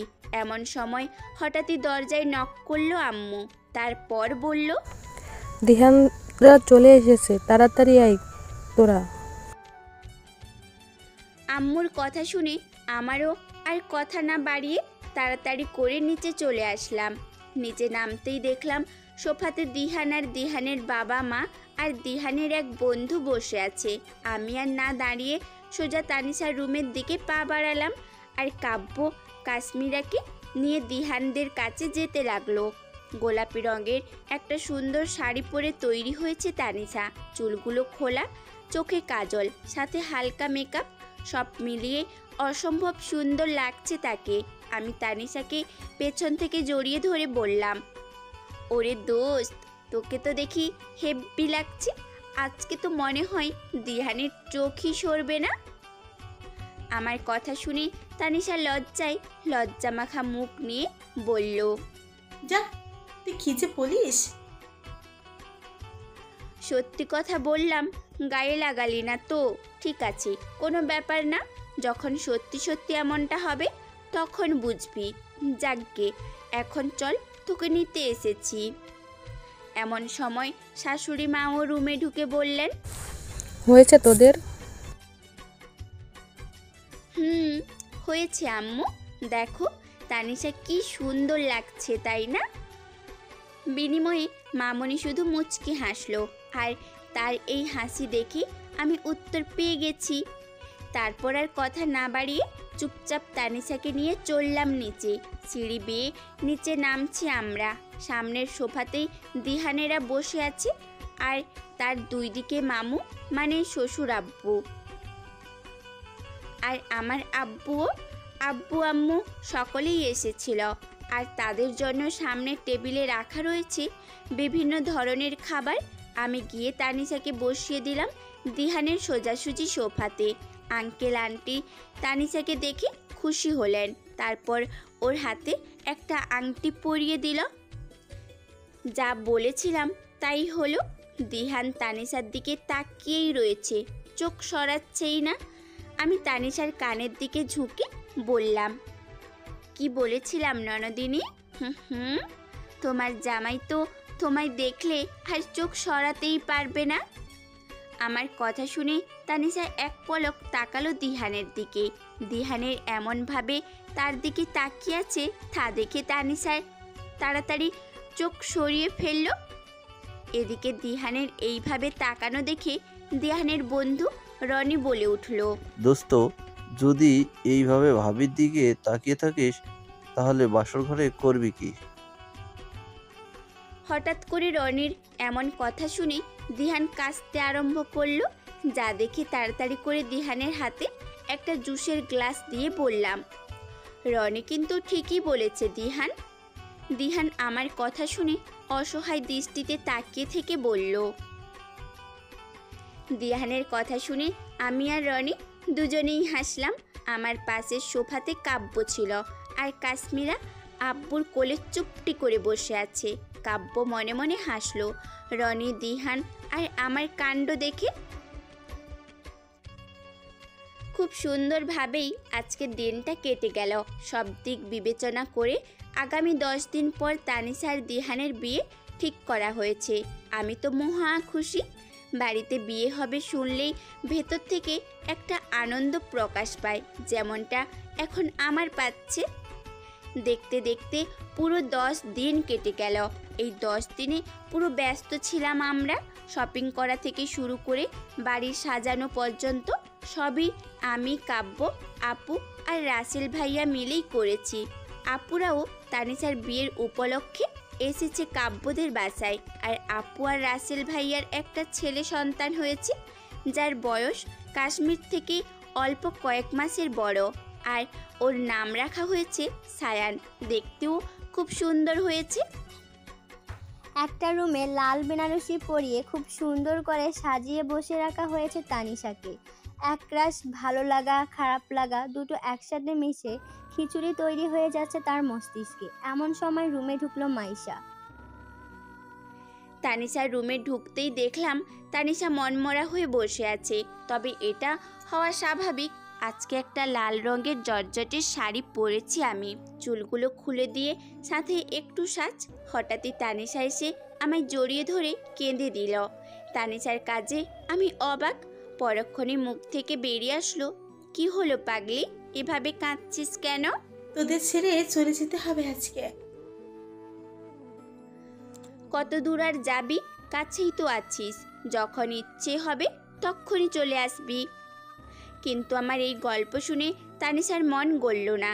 আরও উচ্চস্বরে কেঁদে দিল তানিশা। আমি ওর মাথায় হাত বুলাতে বুলাতে বললাম, ধুর পাগলি, এভাবে কাঁদিস না। তোর মুখের মেকআপ সব নষ্ট হয়ে যাবে তো। এমন সময় রুমে ঢুকলো আম্মু, মামনি আর আপু। তানিশার কান্না দেখে তাদেরও মন খারাপ হয়ে গেল। তারপর সবাই মিলে তানিশাকে শান্ত করতে লাগলো। ওদিকে দরজার বাহিরে দাঁড়িয়েছিল কাব্য। তার মনটাও খারাপ। আজকে ছোট্ট বোনটাকে এইভাবে অন্যের হাতে তুলে দিবে ভাবতে তারও যে খুব কষ্ট হচ্ছে। আজকে কাব্য একটা ব্ল্যাক রঙের পাঞ্জাবি পরেছে আর বরাবরের মতো চুলগুলো খুব সুন্দর করে সাজানো। হঠাৎই কি মনে করে কাব্য আর ভেতরে ঢুকলো না, ওখান থেকেই চলে গেল। বেশ কিছুক্ষণ পর সবাই মিলে তানিশাকে শান্ত করলাম। এমন সময় বাহির থেকে খবর আসলো জামাই এসেছে। সাথে আমরাও উত্তেজিত হয়ে বেরিয়ে গেলাম তানিশার রুম থেকে। আর তানিশা চুপটি করে বসে রইল বিছানায়। খুব সুন্দরভাবে তানিশার বিয়ের সব কাজ সম্পূর্ণ হলো। খাওয়া দাওয়া থেকে শুরু করে বিয়ে পড়ানো পর্যন্ত সবই খুব সুন্দরভাবে শেষ হলো।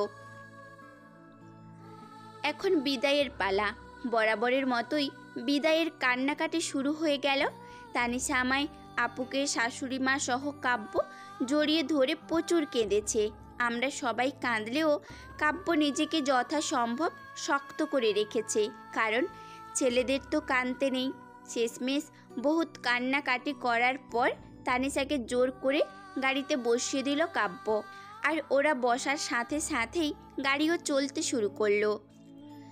শ্বশুর আব্বু আর আব্বু দুজনে মিলেই অনেক কিছু বললে দিহানকে, সাথে দিহানের বাবা মাকে। তারাও বলে দিয়েছে এত চিন্তা করতে হবে না, আপনার মেয়ে আমার বাড়িতে মেয়ে হয়েই থাকবে। তারপর তারাও আব্বুদের জড়িয়ে ধরে গাড়িতে বসে পড়লেন। একে একে সব গাড়ি চলে যেতে লাগলো। ধীরে ধীরে পুরো বাড়ি খালি হতে শুরু করলো। শুধু থেকে গেল আব্বু, আম্মু, আপু আর রাসেল ভাইয়া। সন্ধে 7টা। সোফায় বসে আছে কাব্য, আপু, রাসেল ভাইয়া, মাম্মু, মামনি, আব্বু আম্মু। এমন সময় গরম গরম চা নিয়ে হাজির আমি। সবাই হেসে হেসে চা খেতে শুরু করলো। আমাদের থেকে কিছুটা দূরে সায়ান আর কাশ্মীরা খেলছে। সবাই চা খাচ্ছে আর কথা বলছে। এমন সময় কাশ্মীরা দৌড়ে এসে কাব্যকে বলল, আমি তিতা কথা বলছি। এমন সময় সায়ান এসে বলল, এমন সময় কাশ্মীরা সায়ানের দিকে তাকিয়ে বলল, পাপা দেখো, সান আমার সাথে টেনছে না। এই নিয়ে দুজনের মধ্যে ঝগড়া শুরু। এক পর্যায়ে দুজনেই আবার থেমে গিয়ে আবার একসাথে খেলতে শুরু করলো। এদিকে আমরা ওদের দুজনের কাণ্ড দেখে হাসলাম। দুজনে এক্ষুনি কিভাবে ঝগড়া করছে, বাবা গো বাবা। সবাই হাসলো একসাথে, সাথে আমিও। রাত 11টা। ব্যালকনিতে দাঁড়িয়ে আছে কাব্য। মনটা তার ভীষণ খারাপ লাগছে তার বোনের জন্য। তাই আকাশের দিকে তাকিয়ে আছে কাব্য। আর মাইশা বিছানায় বসে কাশ্মীরাকে ঘুম পাড়াচ্ছে। কিছুক্ষণের পর হঠাৎ করে কেউ পিছন থেকে কাব্যকে জড়িয়ে ধরলো। কিছুক্ষণের মধ্যে কাব্যের বুঝতে বাকি রইল না এটা মাইশা ছাড়া আর কেউ নেই। হঠাৎ কাব্য বলে উঠল, ঘুমাওনি? না, এখানে একা একা দাঁড়িয়ে আছো কেন?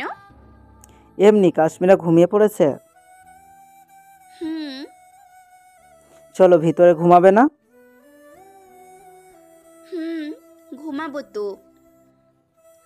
আমি কাব্যের সামনে গিয়ে দাঁড়ালাম। কাব্যের চোখের দিকে তাকাতে অবাক আমি, কারণ কাব্যের চোখে পানি। আমি কাব্যকে জড়িয়ে ধরে বললাম, তুমি কাঁদছো কেন? কই, কাঁদছে না তো। মনে হয় চোখে কিছু একটা পড়েছে। মিথ্যে কেন বলছো? তুমি তানিশার জন্য খারাপ লাগছে বুঝি? আরে খারাপ লাগার কিচ্ছু নেই। দিহান খুব ভালো ছেলে, আর তার চেয়েও বড় কথা হলো ওরা একে অপরকে ভালোবাসে, তাই প্যারা নাই। চিল বেবি। আমার কথা শুনে হাসলো কাব্য। কাব্যের মুখে হাসি দেখে আমিও খুশি হয়ে গেলাম। তারপর কাব্যকে শক্ত করে জড়িয়ে ধরে বললাম, কতটা সময় পার হয়ে গেছে না আমরা একসাথে আছি। আমার কথা শুনে কাব্য আমাকে জড়িয়ে ধরে বলল, আর বাকি জীবনটাও এভাবেই কাটিয়ে দিব একসাথে। সারা জীবন এভাবে এত এত ভালোবাসবে কিন্তু আমায়। আর তুই?